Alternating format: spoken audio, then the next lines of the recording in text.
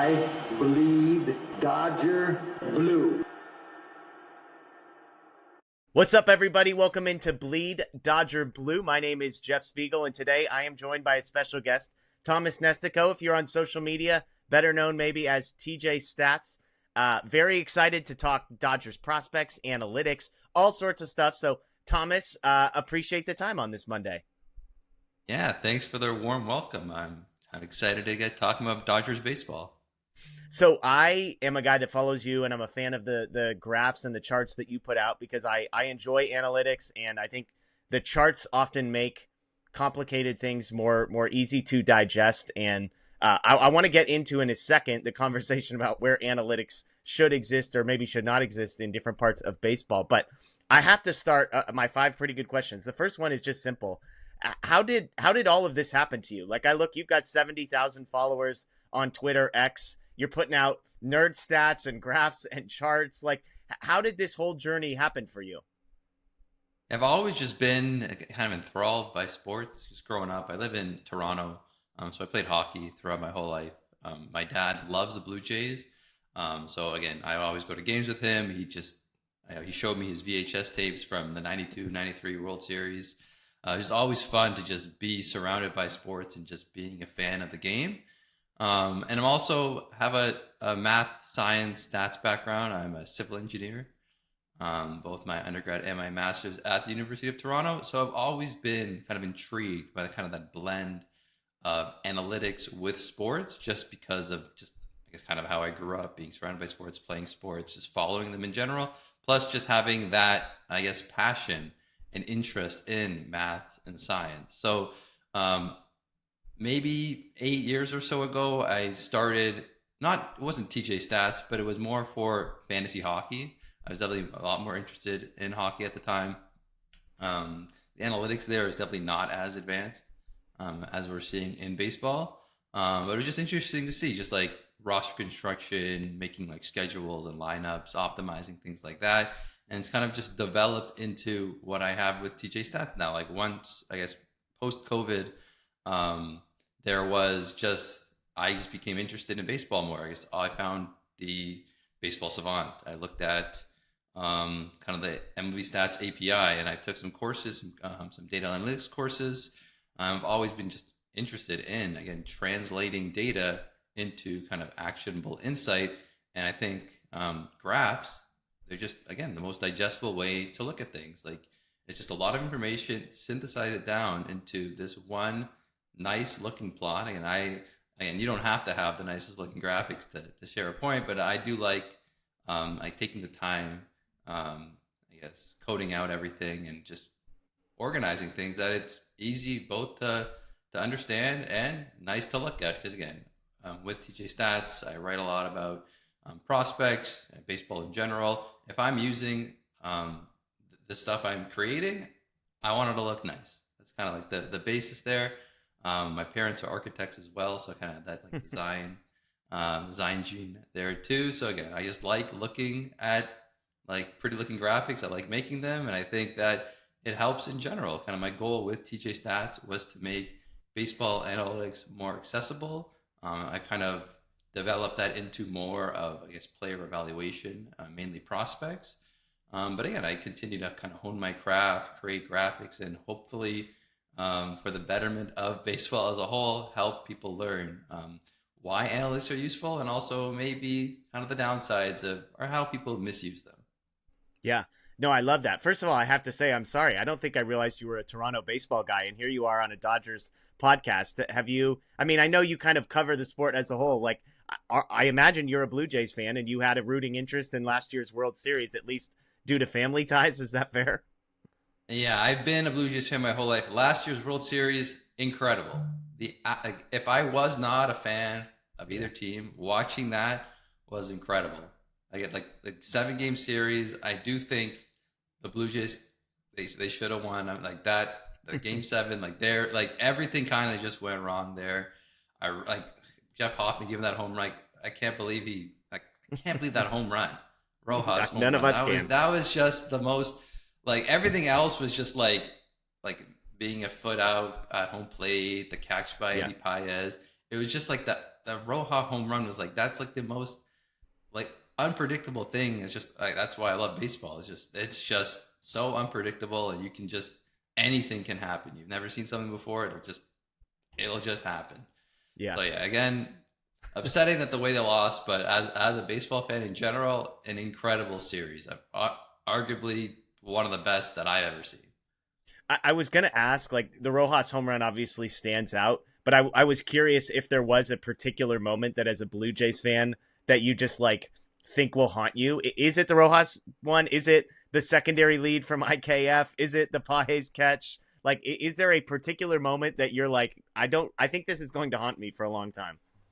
I think it was just the run at home, like IKF's lead there. It seems like it was like a coaching decision. Yeah. Even then, like the ball was hit directly at Roja, and he kind of fumbled a little bit, like he stumbled a bit. He fell. So IKF had more time, and it just, if he was a few feet ahead, which he should have been, like I don't think at any point that you would try and pick the guy off at third in that moment. Like there's just like, you're not risking that moment. So I think you should have had a larger secondary lead. I know people like to point at the Addison Barger ball stuck in wall, but that didn't really impact anything too much in Game 6. Trey Savage home run against Muncy home run against Savage. That was like, I was a bit skeptical. I'm like, I'm not sure why they're gonna keep him in. Like Max Muncy kind of eats up right-handed pitchers. I do know Savage has that crazy splitter, but I'm like, maybe they could have leaned to someone else. But again, just that whole thing, and then Will Smith's home run, it just everything just, it was so close. And then even Vladdy's at the bottom of the ninth inning, missing a home run by a few feet on like the first pitch of the inning, or maybe first or second pitch. Like I saw that, like, oh my God, this is it. And of course, unfortunately, they did not win, but I guess Dodgers fans must be excited about that. But again, in general, like, crazy series. I think the ratings were through the roof. Like, it's just, and Toronto kind of just re-injected kind of life in Toronto's baseball scene after kind of a few off years at the start of the 2020s. Excuse me. Well, apologies for making you relive some of that. Let's get back to general. You mentioned, excuse me, wanting to make analytics more accessible. There's a big conversation, I think, among general fans about the place of analytics in sports, and where baseball in particular, like, has it gone too far? Are we talking too much about it? I know on my channel, you know, there's some basic numbers that I like to look at for as what I call indicators of, like, how I think somebody might perform in the future. A guy might be hitting 190, but if he's constantly hitting the ball hard, for example, I'm like, I don't know, I might believe this guy's going to turn it around. And then there's another side of people that are like, yeah, but he's hitting 190. I don't care how hard he's hitting the ball. He's hitting 190. So for you, as somebody who lives and breathes this stuff and understands it infinitely better than I ever would, like, when you're interacting with an average fan who's like, all these nerd numbers are ruining baseball, how do you engage with that person? And what's kind of your pitch for why all of the stuff that you're putting together and looking at is helpful or matters? Yeah, I guess the kind of the disconnect for analytics between kind of the casual fans, or people like to call them the boomer fans, maybe the older generation of fans, and I guess maybe the new age, more analytically driven fans.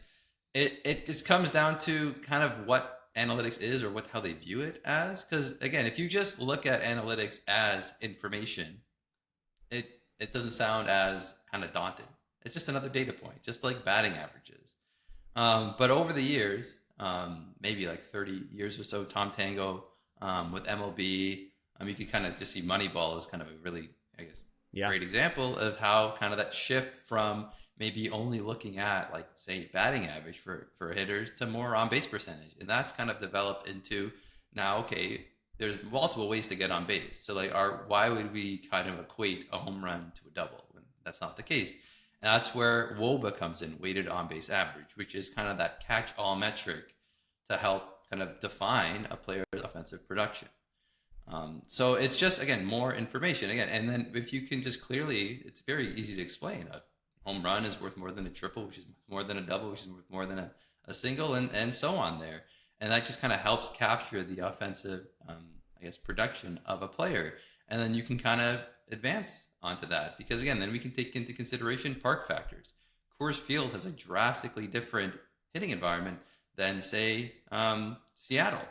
It's just a lot easier hitting Coors. Again, the elevation there, the ball just flies differently, and that's when you can look into things like park adjusted metrics, league adjusted metrics, and a metric that is commonly cited is weighted runs creative plus or OPS plus. They're kind of in the same vein there.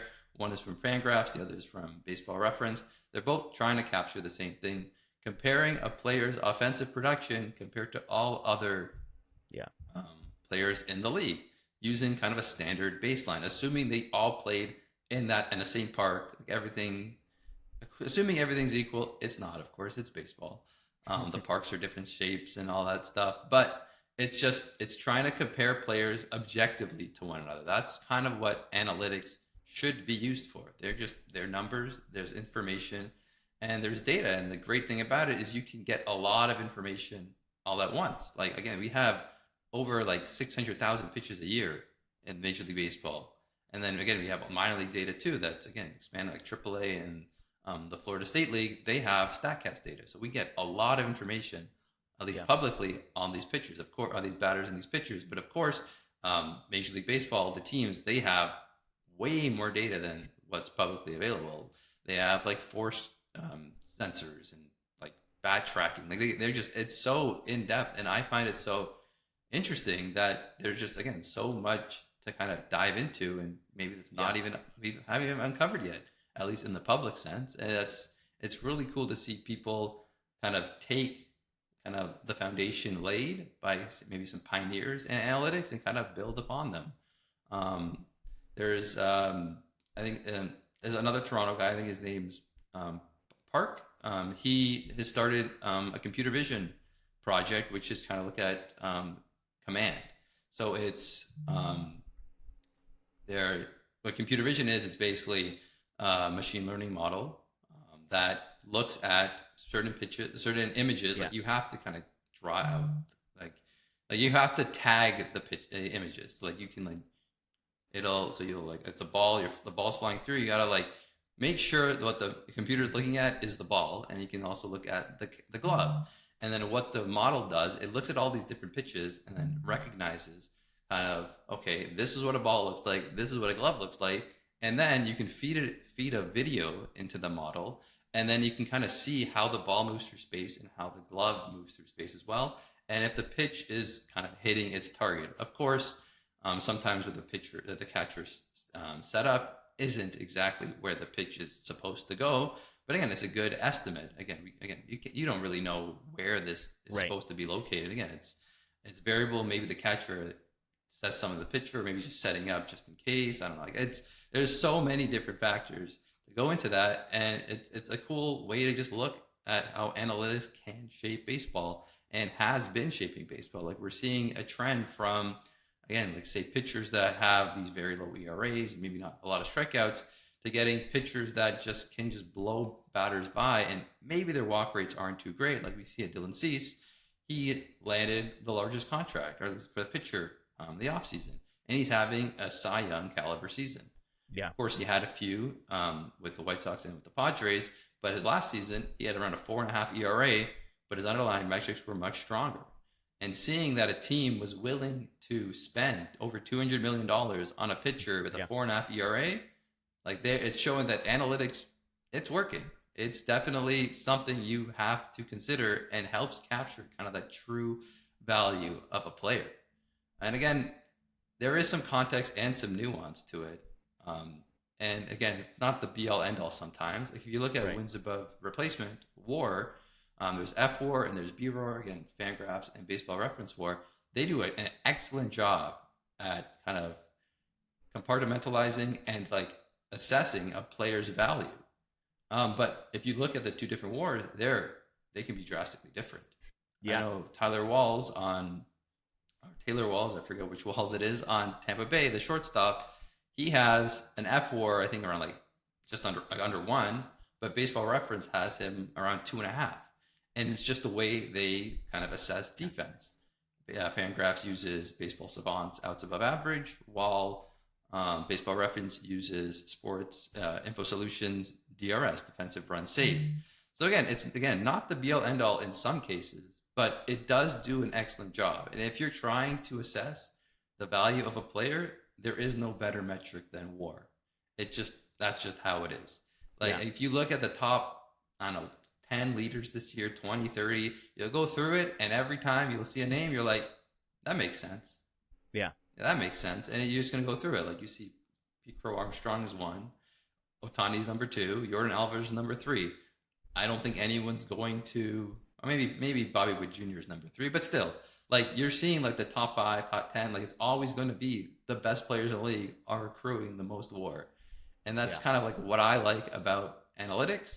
And it's just an objective measure because it's like, throw away the subjectivity. Again, WAR, kind of how they implement it, the positional adjustments, there is some subjectivity. Like, is a catcher really twice as valuable defensively as a shortstop, or is like a first baseman really that much worse than a third baseman? Again, that comes to like the Rookie of the Year conversation in the National League with Sal Stewart versus JJ Weatherholt, where Reds fans see that he leads the league in RBIs, but WAR says JJ Weatherholt has been arguably twice as valuable.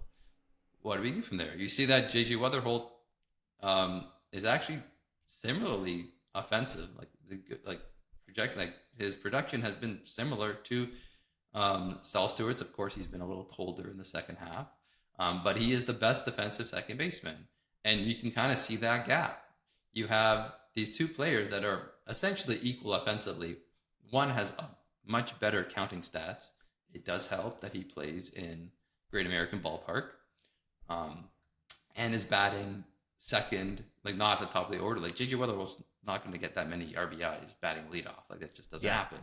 You don't have many chances. You don't have as many opportunities as the second, third, or fourth hitter to do that. But JJ Weatherholt is the best defensive second baseman in baseball. I don't even think you can really argue that. Again, he's a shortstop, transition to second. Of course, he's very likely going to do well there. But yeah, it just comes down to knowing the kind of the nuances behind some of the metrics. But there are some like WRC plus, fielder independent pitching, WOBA. Like these are just objective measures to help assess and kind of accurately value a player's contributions. Yeah. Okay. Well, that's a great setup to a question that I want to ask you. And it's the NL MVP conversation that is happening between Shohei Ohtani and Pete Crow-Armstrong. And I find this so interesting because in many ways it's similar to the Rookie of the Year conversation you just referenced, where if you look at the offensive production of Pete Crow-Armstrong and Shohei Ohtani, it's very similar. I think Armstrong, as we record this, has like 2 more home runs. He obviously has stolen a bunch more bases. Ohtani has a higher OPS. Like, whatever. Let's just call it fairly close between the two offensively. So now the question for NL MVP, if we just set aside voter fatigue, which is real and is going to impact this, but like, how do you possibly value the defensive impact of the best defensive player in the sport, probably at one of the most important positions in center field, versus a guy in Ohtani who's expected to come back at the end of this week and is going to pitch 100 to 105-ish innings this year and currently has a 1.7 ERA? Like, it's ultimately going to come down to, how do you compare the best defensive center fielder and the value he brings to a DH who also has 100 innings pitched and an ERA under 2? I have no idea how you do that. I'm so thankful I don't vote. My vote does not matter. Whatever I share, I'm going to share my opinion whenever it comes. Last time I did share, I did have PCA ahead. He was just having such an incredible stretch. I know Ohtani's kind of, and he's the heavy. And Pete Crow-Armstrong, by the way, is currently the heavy favorite in this. And by Baseball Reference, Fangraphs, WAR, like by every WAR metric, PCA is more valuable. Yeah, I was considering kind of the value they're bringing, the production. When I did it, I think it was just at either the start of the month or just after the start of the second half. PCA's just offensive production was, I think, still like a tad ahead of Ohtani. I know Ohtani, I think, has taken the lead there though. But again, I don't know how to really do that, because again, if you look at Baseball Savant, they have run values for broken down into batting, pitching, running, and fielding. Okay. If you look at Ohtani's batting and Pete Crow-Armstrong's batting, it's a wash. They're essentially equal. Like their production has been very similar. Same thing if you look at weighted runs created plus or OPS plus, like Yeah. very even, as you mentioned, like neck and neck, like again, coin flip for offensively. But if you look at Baseball Savant's run value, you have Shohei Ohtani having around, I think like 22 or 23 pitching runs added, and then Pete Crow-Armstrong has like 22, 23 defensive runs added. So like they're like neck and neck. PCA is a better runner, so he has the edge there. So overall, he's leading. But then consider like Ohtani is a pitcher. Like what? Like we don't. He's just a unicorn. Yeah. Like it's so like last year when it was Judge versus Raleigh, everyone was looking, oh, he has 62 home runs, or see how many home runs he had. He most home runs ever by a catcher, like no one's ever done. I don't think that should matter. I don't think if you break a record for a specific position should really matter. I want to just look at who had the better season, and Judge had the better season. He was just objectively better. He was incredible. Like a 200 WRC plus, another 10 WAR season. Guy's like a first ballot Hall of Famer, essentially, at least with his stretch. Arguably one of the most dominant stretches in baseball history. Now with Ohtani versus PCA, I agree. There's probably going to be some voter fatigue, and maybe I was hit by it too. I'm like, okay, Ohtani's going to win 5 more in his career. That's like he's just going to continue to win MVPs. And PCA is just his season should not go unnoticed. Like again, becoming his second MVP is not no slight against him, but it's just like I don't know how. I think if Ohtani comes back, pitches, I don't know, a few starts. I'm not sure if I would assume he's going to get built up. It's probably like 20 innings is like, I would say the max that we get from Ohtani this year. Yeah, like even if he comes back, pitches 20 strong innings to, I don't know, the tune of a 2.5, 3 ERA, I think he ends up taking the lead. It's just, he is just a unicorn, and he just deserves to be the MVP. Like he is the most valuable player. Yeah. Most dominant, like incredible player. I don't understand how we can do this to this extent. I don't know. It's going to be really exciting end to the year. Because again, PCA, I was skeptical of him when he was a prospect. Skeptical of him last year after he slowed down a ton in the second half. Skeptical of him in April when he was swinging at everything. And then something clicked and he became kind of this more patient hitter that started to just hit home runs all the time. He's, again, the best defensive center fielder in the league, like best defensive player in the league. It's so difficult. Again, if Ohtani's able to stay healthy the whole year, pitch, say, 130, 140 innings, that essentially beats out anything PCA can do defensively. That's just the nature of it. Pitching is just that much more valuable than the center fielder. You're going to get there. But Ohtani getting hurt definitely added some wrinkles into it. And again, I'm thankful I don't have to. I don't have to vote. My vote doesn't matter. And this argument, honestly, like you could trace it back to analytics because, Thomas, as I sit here, I don't think without all of the defensive metrics that have come into the world in the last 5 years, like I don't think there's an argument that's being made for PCA 15 years ago because they're going to say, yeah, the offense is about the same. And like, yeah, we get he's a good defensive center fielder, but like he's a pitcher. You know, Ohtani has a 1.7 ERA, but now you have all these metrics. Admittedly, I think defensive ones are like the most untrustworthy, at least from my perspective. You're welcome to have more informed opinions than that. But like, if not for defensive run saves existing and being a thing that people, at least to some degree, have accepted as part of the discourse, I don't even think PCA is like in this conversation. And yet now we looked at the odds last night and he's like almost a 2-1 favorite over Ohtani to win MVP.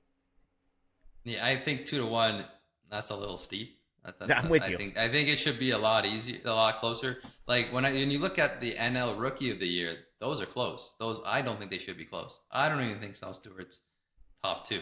I think it goes Weatherholt, Benj, probably McLean, then Stewart. Like I've been top Sal Stewart, not in the top 3 kind of the whole year.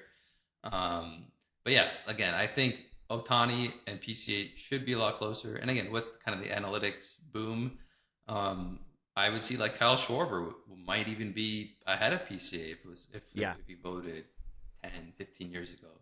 Again, I do think with kind of more defensive metrics coming out, I know defensive run save, don't use it as often. I like, at least for outfielders, I like outs above average, which is Baseball Savant's version, which essentially just looks at catch probability, kind of just compares a fly ball where the center fielder or the fielder is standing to where the ball is going to land, and how often that fielder typically gets it.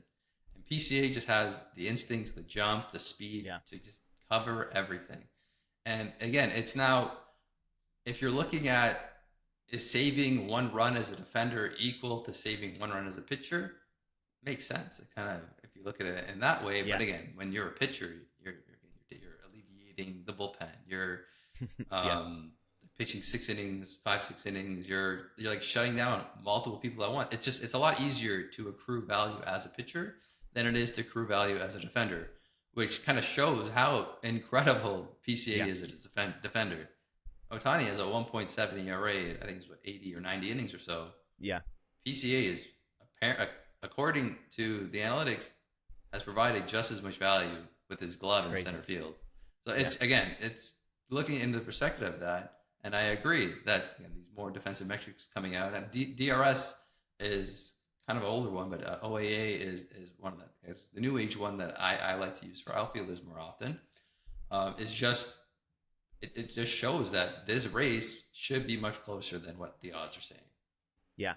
Okay, one more analytics question. We get to specific players, and this is, I'm going to ask as a rapid fire, and I'm going to acknowledge this is an impossible question, but I'm going to ask for one pitching number metric and one hitting metric. If you are looking predictively into the future, and so you're looking back at what a guy has done, and you get one analytic to base your entire argument off of, I'm buying this player or I'm selling this player based on a singular offensive metric or a singular pitching metric, where do you go first? Like, is it a whiff rate? Is it, hard hit rate? Whatever. If you could pick one hitting, one pitching, what would you pick? Pitching, I'd go with FIP, fielder independent pitching, or strikeout minus walk rate. But I'm gonna go with FIP. So fielder independent pitching, it basically bakes down strikeouts, walks, and home runs, the 3 outcomes that a pitcher can essentially control into one like number. Exclusively control, because once a ball's in play, he can't control if the shortstop's in the right position or if the shortstop gets there. But home runs, walks, and strikeouts entirely on him. Yes, so essentially eliminates anything to do with the ball in play. Okay. And the reason why I like this metric, again, as you kind of mentioned, they don't have control of what happens when the ball goes in the field. It's maybe they allowed a hard hit, but again, FIP does not care. FIP also doesn't care if it's a dribbler to shortstop, and it's an easy out. Something like Sierra would capture something like that. But the reason why I like FIP is that it just bakes down the 3 essentially most controllable aspects of pitching into just one number, scaled to ERA. And if you look at, again, the leaders for pitchers, it's usually the best pitchers. And it's definitely a very helpful metric predictively. Basically, the basis is just strikeout minus walk rate, which is, again, very simple to understand and one of the most predictive metrics for a pitcher. Again, you see metrics like stuff plus, pitching plus, location plus. They're great. I have my own pitching model, but if you want to look at FIP or strikeout minus walk rate, they perform just as well, and they've existed for years, decades. Okay. So I go with FIP there. A good example is Dylan Cease. His FIP was over a run lower than his ERA last year, and look at him now. I considered him one of the best pitchers in the league last year, even though his ERA was 4.5. Look at now. Now he's arguably the best pitcher in the American League. And then for hitters, I'll go with WRC plus, weighted runs created plus, from Fangraphs. All it does there is it looks at WOBA, so basically the offensive production of a player, like the overall holistic production of a player, scales it to league average and consider it's park adjusted, league adjusted, with 100 being the basis, which is average. So anything above 100 means you're above average. Anything below 100 means you're below average. And then you'll just see how to compare, how they compare to one another. So you see PCA has a 150 WRC plus, Ohtani has a 160 WRC plus. Ohtani was 10% better offensively, give or take. That's, I guess, I'll add on that xWOBA. That'll be more predictive if you're going to look at that. That just essentially looks at all the batted balls a player does, plus their strikeouts and their walks, and compares it, and kind of it's a model to kind of predict what their outcomes should have been. So if you're looking at a player that's like underperforming, say they have like, they're batting 190 or whatever, but they have like a 400 xWOBA. Like a good example of this was Ben Rice last year. He wasn't doing as bad last year, but in the first half, nothing was going his way, but he was hitting the ball hard, lifting it, just smoking it everywhere, typically in the gloves of different and the outfielders. But once the second half turned around, his luck started going back, and he's had an excellent year this year. So xWOBA for hitters, WRC plus if you want to kind of assess their performance, and then FIP for pitchers. Okay, I like it. Let's get to some specific Dodgers. You do a ton of pitching stuff. You mentioned the model that you've created. Roki Sasaki is a guy I wanted to ask you about because Roki is a totally different pitcher as we sit here on August 24th than he was at the end of spring training when he was getting pulled mid-inning multiple times. And I was on here saying, I can't believe they're going to put this guy in the starting rotation. He's a mess. Well, apparently whatever their plan was, it wasn't to acknowledge or to ignore that he was a mess, but whatever they thought was going to work seems to have worked. You looked up kind of over the last month or two what has changed. If you could distill down why Roki Sasaki has become far more effective in the second half of this year, why is it? Sasaki, well, last year, again, fairly disappointing rookie season. I was sent down to AAA. But again, we saw in the playoffs, he can still hit 100 miles an hour. He can just still smoke the ball. Again, and then spring training happened. Again, I was very confident in spring training. He was walking everybody. Same thing with his fastball. It was not having that same velocity. Couldn't locate it as well. And if he's not locating his fastball, batters don't need to care about his splitter. They can just let it go by. Take. So they'll walk him. No big deal. But it's seeming in the past few months, he's throwing a bit harder compared to earlier in this year, about a mile per hour harder. Perhaps he's doing some different training or whatnot, or maybe he's just focusing more on velocity. Because again, a pitch at 97 versus 98, it's a 1 mile an hour difference, but objectively, it matters a lot. It matters. It's an extra split second. Again, baseball's a game of inches, sometimes millimeters. And if you have a tenth of a second versus 2/10 of a second, that could mean a home run versus strikeout. So Sasaki's, again, he's throwing the ball harder. He has excellent release traits, at least with his extension. He can hit 7 feet. Like he has that 7 feet of extension, so he's able to get down the mound a ton. Plus, his fastball is harder, so the perceived velocity of it coming in is a lot faster than a typical 97, 98 mile an hour pitch. And he's also feeding in his splitter around the same rate. His splitter's harder too. He's kind of changed that up too. It's at 90 miles an hour the past few months. Early in the year, it was close to 87. So he's just throwing harder in general, which is, again, excellent to see. And he's throwing more strikes. That's kind of what we needed to see from Sasaki. When he wasn't able to throw his fastball for strikes, batters would just sleep on his splitter. But now he's able to throw his fastball. Again, the past few months, zone rate's around 58%. I think average is closer around 60. But again, he's able to throw it hard. And then batters still need to be very aware of that splitter, because that splitter is running, again, 35, 40% whiff rates. And his slider has also been pretty strong too. So it's a nice, the traits, like we saw what he can do in the WBC a few years back. He can sit 100 miles an hour. He has one of the best splitters in baseball, and he supplements it with that slider. He's looking a lot sharper, throwing more strikes, not allowing a lot of hard contact, and generating more chases. So everything we're seeing from Sasaki, it's been kind of a slow burn. Definitely last year, I was pretty skeptical about him losing the velocity. He might still be hurt or still be dealing with something, or maybe he decided to forego surgery. That's why he's still not hitting, again, that like 101, 102 that we've seen from before. But again, what we've seen recently, it's working. My model loves it. The results are great. Again, not the most consistency, but again, he's a young pitcher. Not everyone's Tarek Skubal or whatever. But yeah, I like the changes that Sasaki's made. Seems like the Dodgers, they're okay throwing him out still. Like they don't want him to just work on things in AAA. They want him to solve it. In the majors, it does help when you have, maybe we were the best team in your division. You had a lot of help, firepower to back him up. Yeah. But yes, I do like what Sasaki's doing. If he's not walking anybody, he's going to be a problem for opposing hitters. Well, and I imagine with the extension with the velocity, to your point, if they don't have to take the splitter seriously because it's basically never in the zone, then he's not an effective pitcher. But adding even just 1 mile an hour forces guys to make the swing decisions, like you said, 0.2 of a second faster. They have to decide, and if in that 0.2 of a second you lose track of fastball or splitter, because you're already having to gear up, I think that's a big deal. So, last question. You've been super generous with your time.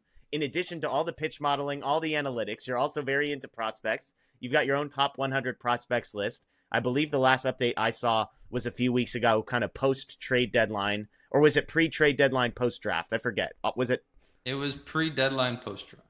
Okay, that's right, because Zaire Hope and River Ryan still had the LAs next to their name when I went and looked at it today. The most fun conversation in Dodgers land when it comes to prospects is, how do you rank the top 3 guys? Quintero, Sirota, and Josue De Paula. I actually had Keith Law on this show last week, and I like talking to Keith for a number of reasons, but he kind of tends to have unique views, like sort of has his own views on things, and he is like, I don't want to, it's so wrong to say he's down on Josue De Paula because he has De Paula as the 18th best prospect in all of Major League Baseball, but he is like a major skeptic of him defensively, and so he actually has Quintero, Sirota, and De Paula in that order, which is unique. I think everybody else just about has De Paula first. He has him third. So how do you see these 3 guys? And again, part of it is, how do you value whether or not Josue De Paula will ever be able to play competent corner outfield defense, or if he ends up being a first baseman, DH, or whatever. So the top 3 guys, and go wherever you want. Yeah, defensively, like, again, it's tough because I'm not a scout. I don't work with the major league team, so it's tough to really assess defensive capabilities of a player. I've seen video of De Paula. He's not going to be a good defender. But again, throw him in a corner, right field, left field. Maybe he'll be okay, below average. But if that bat holds up, he could be incredible. Like, he has the juice, he has the contact skills, he has the patience. He is one of the best all-around hitters in baseball. So he's ranked 13th for me, and I actually considered putting him top 10, maybe even top 5. The big, again, defense was an impact for me. My biggest concern was his production against left-handed pitching. His power kind of just disappears against them. Yeah. He can still produce at an okay level, but he's just not hitting for power. So I'm not sure if if that's just going to be the case for him throughout his career. He's just going to be kind of more a patient hitter against left-handed pitchers and not hit for too much power against them and just absolutely crush righties. But then, that means he's mostly going to be maybe if he's going to be a strong side platoon guy, how valuable are those players? Again, we do see some hitters that are just incredible against righties. They sit against lefties. But again, since 80% of the pitchers are righties, it doesn't matter too much. They're going to play most of the days. So that's kind of my big concern with De Paula. It's not too big. Again, he's still very young. Still a lot more time to develop. And he has the skills. He has, again, the contact skills, the plate discipline, and he has the innate raw power. He could probably be serviceable against left-handed pitchers throughout his career. And his production against righties is going to, by far, is going to be great. We know that. He's going to be a really solid major league hitter. I had Sirota ranked number 2. He's ranked 15th now. I've been I think he's been hurt recently, so I haven't read too much about him. But his underlying power metrics are incredible. He just smokes the ball, and he's very patient. His walk rates are through the roof, and his contact skills have been average. But Danny Barron, he wrote an article on TJStats.ca last week, and he was skeptical of Sirota because if you look at his metrics, he is a very patient right-handed bat who, again, is not really a big home run hitter. He likes to kind of hit the ball all over the field with a ton of power, but he has some contact concerns. And he's wondering if he's being so patient. Again, if you're playing he started in high A and I was in double A. If you're being this patient against these younger pitchers that, again, don't have the best command. Again, you're, the jump between even triple A to the majors is huge.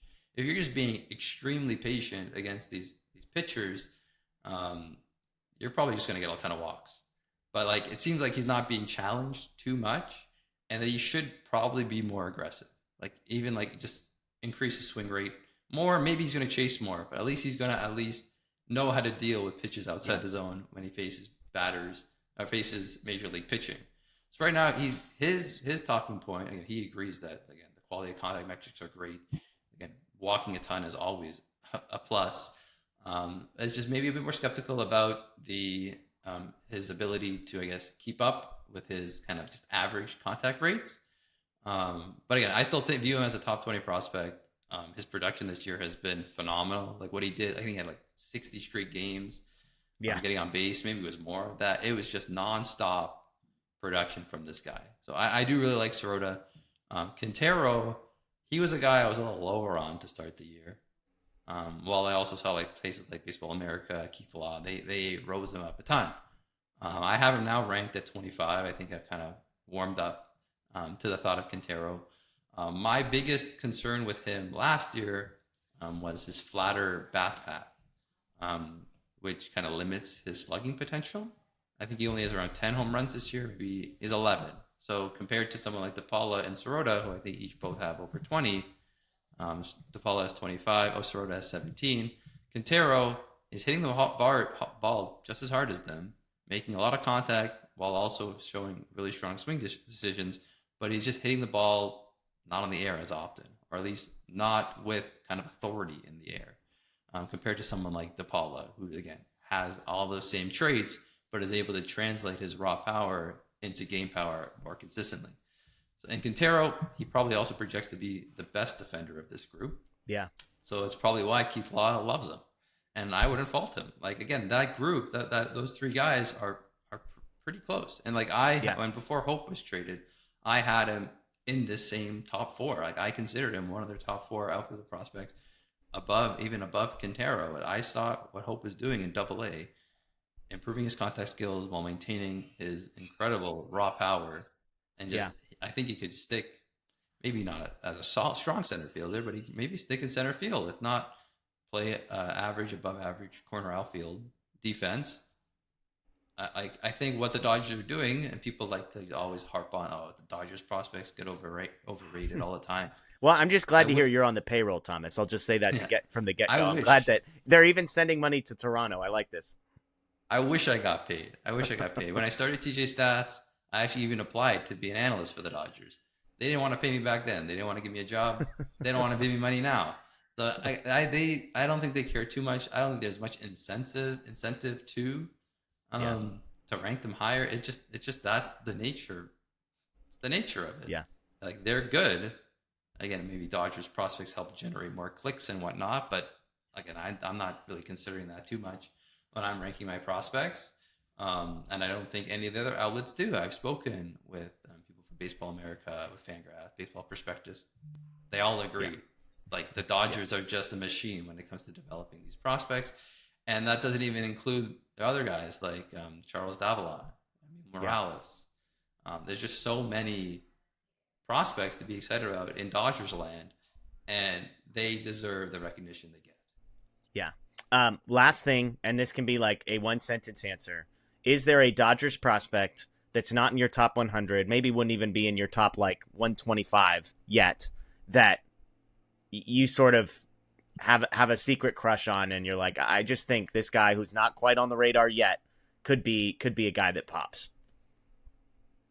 The one guy that I would have said a month ago was Brady Smith. He was traded to the Tigers in the Scuba trade. His changeup is phenomenal. Now I'm going to change my answer.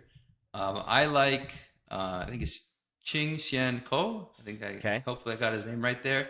He was my breakout prospect of the year for the Dodgers entering the year, at least the hitting prospect. And he's been pretty good in low A this year, 844 OPS. I just like the blend of power and patience. I think he's also making more contact than usual. I think he was signed out of, I forget where he was signed out of, but he was an international free agent in the 2023 signing period. And he's been great. He's been great since coming over. From Taiwan. He's from Taiwan. Excellent. He's been excellent. I hope I consider his season a success. He hasn't reached the same heights as the other names, of course. Again, guys like De Paula. So it's really hard to match up with Sirota, Quintero, and all those other guys. But I don't have him ranked in my top 100. I see that he's ranked 12th on MLB Pipeline for the Dodgers, so maybe not the deepest pull there. But I do like him. I think he can, again, take another step next season. But yeah, he's a name that if you're a Dodgers fan, I would definitely keep an eye on. I love it. Well, thank you for your time, Thomas. Let folks know where they can find you, obviously social media, your website, all that kind of thing. Yeah, so you can find me at TJStats.ca. I have player pages there, my articles. I usually write a weekly hottest prospects in baseball article if you're interested in that. I have a few other writers that kind of add in their own insights as well. So TJStats.ca, you can subscribe there, get an ad-free experience, and you can use all the apps that I use. So if you see some of the graphics I share floating around on Twitter or even on my website, very likely they can be generated on my website through the apps I create. And yeah, I would ping, like I used to have a Patreon and a bunch of other stuff, but I solidified, made everything one thing into my website, and I love it, and I hope you guys check it out. Yeah, absolutely. Folks, if you're not already following him on social media, if you're not already checking out his stuff, it really is a great place to dip your toes into the water of analytics, or if you're already there, dive into the deep end as well. Everything is there. So Thomas, great work. Thank you for helping folks like me understand baseball a little bit more, talk about baseball in, I think, an elevated manner, and best of luck the rest of the season. Thank you to everybody who's watched. Again, this is Bleed Dodger Blue. You can check out below some of the supporters of this show, Homage and Foco. Also, thank you to BLEAV. We are part of the BLEAV Network. So enjoy the rest of your day, everyone. As always, go Dodgers, and yes, still champs.